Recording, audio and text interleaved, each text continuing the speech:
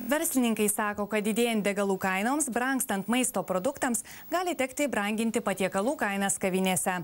Teigiama, kad išlaidos palyginti su tuo pačiu laikotarpiu pernai padidėjo apie 25%, tad įsilaikyti tampa vis sunkiau.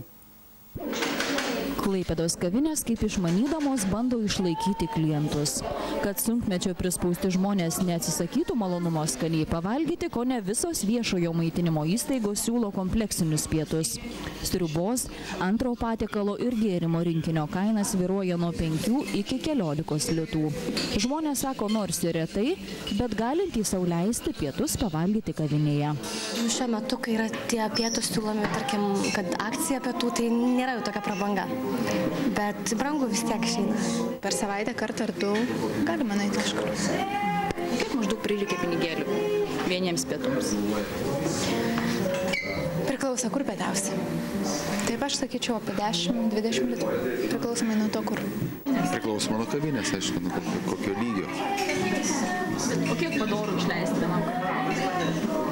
Nu, jeigu tokie kompleksiniai pietus, taigi 15 litų gal kažkaip tai gali būti tokia suma optimaliai. Tačiau tokios nedidelės kainos klientus gali džiuginti nebeilgai.